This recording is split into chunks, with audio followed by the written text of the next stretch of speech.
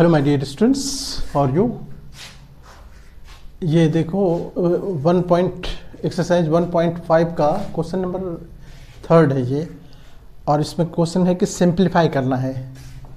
जो क्वेश्चन आपको दिया हुआ है इसको सिंपलेस्ट फॉर्म में लिखना है, जितना सिंपल हो सकता है तुमसे वो लिखना है। देखो फर्स्ट क्वेश्चन है कि 2/2/3 है और फिर 2/1/5 है। अब देखो यहाँ पर भी एक्सपोनेंट का लॉ आपको हम बता दें कि यहाँ पर सिंस लिखेंगे, सिंस a पर पावर अगर m है और फिर a पर पावर n है, दोनों का बेस सेम है। ऐसी हालत में जब हम पावर को जब हम इसको सॉल्व करते हैं तो ये पावर आपस में ऐड हो जाता है, ये m + n हो जाएगा बाय लॉ ऑफ एक्सपोनेंट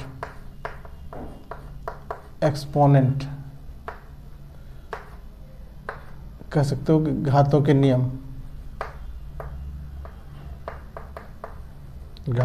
नियम से। ठीक है, अब यहाँ पर देखो हमारे पास जो दोनों का बेस 2 है, 2 तो पावर क्या हो जाएगा, इसका ऐड हो जाएगा 2/3 प्लस बीच में और 1/5। अब हम देखो इसको अगर हम ऐड करेंगे, 2 तो ऐसे रहने दो, इसको ऐड करेंगे तो यहाँ पर 5 और 3 का एलसीएम लेना होगा। 5 3 15 हो जाएगा और 5 जब एलसीएम मल्टीप्लाई करके आता है तो क्रॉस मल्टीप्लाई कर लेते हैं। 5 2 10 हो गया और ये 3 को 1 से 3, तो अब ये देखो ऊपर कितना हो गया, 10 और प्लस 3 13 हो गया, 13/15। अब इसको कुछ नहीं कर सकते हो, तो इसका मतलब ये हो गया कि हमारा यही पर हमारा आंसर हो गया 13/15। इसको आगे सॉल्व करने की ज़रूरत नहीं है आपको। ठीक है, सेकेंड क्वेश्चन में है, सेकेंड क्वेश्चन देखो इसमें है कि 1/3³ है और फिर इसके ऊपर 7 है।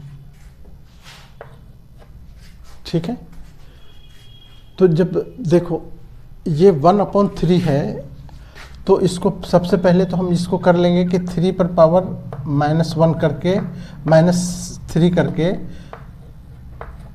7 लिख देंगे, क्योंकि 1/3 इतना था ना। अब 1/ इतना का मतलब हो गया कि जैसे अगर हमारे पास 1/a है, a पर पावर m है, तो ये ऊपर जाता है तो a पर पावर -m हो जाता है, सिंस यहाँ पर लिख देंगे एक्सपोनेंट लॉ से। तो ये 1/3 था, तो इसको हम 3 पर -3 लिख सकते हैं और इसके बाद ये। अब देखो फिर पावर, यहाँ पर फिर देखो पावर पर पावर आ गया, तो इसका मतलब हो गया कि 3 पर पावर, ये पावर का पावर माइनस होता है, ये पावर का पावर मल्टीप्लाई होगा आपस में इंटू 7, तो 3 पर पावर -27 हो गया, इस 21। और फिर ये माइनस को हटाने के लिए हम 1/3 पर पावर +1 करेंगे, तो नीचे लिखना होगा हमको 3 पर पावर 21। ठीक है, ओके। इसको हम दूसरी तरह से भी कर सकते थे, ऐसा भी कर सकते थे कि हम इसको ऊपर न ले जाते और इसको हम लिख सकते थे इस तरह से 1/3 पर पावर 3 और ये ऊपर का पावर भी 7 कर देते, नीचे का पावर भी 3 पर पावर 7, ये पावर दोनों के लिए था। तो इस तरह से 1 पर तो कितना भी पावर दो 1 ही रहेगा, नीचे हो जाएगा 7 पर पावर 21। यही आंसर पहले भी आया, तो इस तरह से भी कर सकते थे, उस तरह से भी कर सकते हैं। ठीक है, उसके बाद नेक्स्ट क्वेश्चन है जिसमें कि 11 है।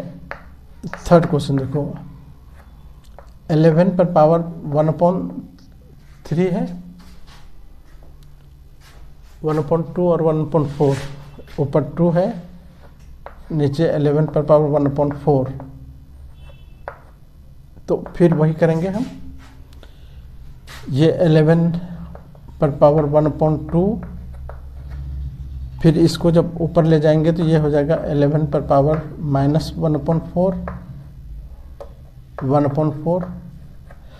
अब बेस दोनों का सेम है तो हम बेस को एक साथ ले लेंगे और ये ऊपर में जो है आपस में जुड़ जाता है, यानी 1/2 - 1/4 हो जाएगा।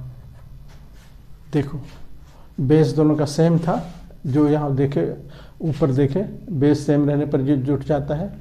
जुट जाने का मतलब इतना में इतना जुटेगा, तो बीच में माइनस है तो माइनस प्लस के साथ जब ब्रैकेट खोलोगे तो प्लस से माइनस हो जाएगा ये।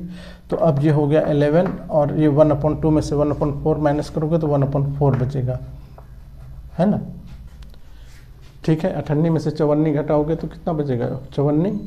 तो ये और यही हमारा आंसर हो जाएगा, क्योंकि हम इसको आगे नहीं कर सकते हैं। ठीक है, अब हम एक इसमें एक पार्ट और ऐड कर रखा है, ये है फोर्थ पार्ट। देखो यहाँ पर 7 पे पावर दे रखा है 7 पे पावर 1/3 है और 2 है और 1/2 और फिर 8 पर पावर 1/2। पावर दोनों का सेम है। अगर दोनों का सेम पावर है तो हम क्या करते हैं, यहाँ पर 7 × 8 करके ये पावर को होल पावर कर देंगे। ठीक है ना।